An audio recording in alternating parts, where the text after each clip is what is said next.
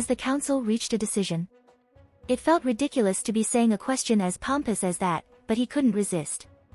After all, if one was blackmailing one of the world's most powerful shadow organizations, they should take advantage of the opportunity to properly enjoy the position, shouldn't they? Indeed we have, Mr. Ultron. The councilwoman on his screen spoke, the Queen's English thick on her tongue. We have decided that your request is acceptable. The tightness of her lips didn't make it seem as acceptable as her words. Still, their capitulation to his demands so early in negotiations was a pleasant surprise. Very gracious of you, he answered, and he meant the words.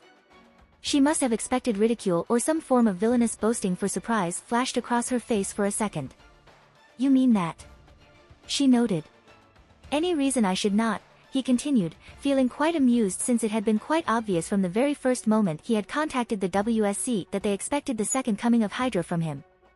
Then he had delivered the speech, making them think he was about to reenact the French Revolution, or worse, the Cultural Revolution on a worldwide scale. I admit, she started. Your ambitions are great. Your plan's clever. But know this, Mr. Ultron, the step between genius and insanity is very short. Ultron laughed somewhat coldly. She was not the only one capable of throwing wise little quotes at people. On the contrary, Madame Holly.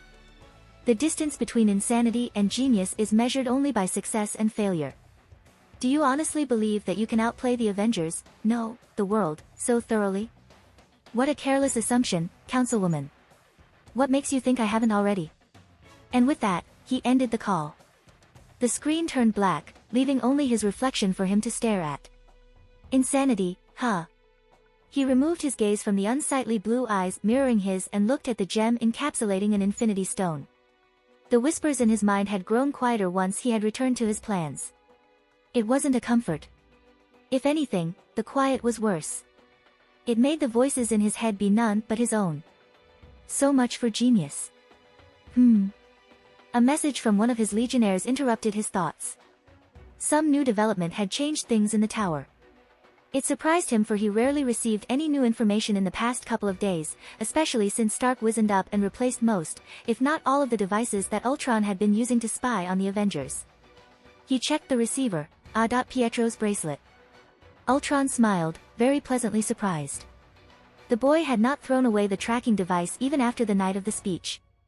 Wanda had removed and crushed it immediately after he parted ways with them, but the boy kept his even after realizing that Ultron had used it to track the location of their new allies. Now, even more curious, he started the recording. Neither of the twins knew that the tracking device doubled as a mic, but what they didn't know won't hurt them. Hey, I come in peace.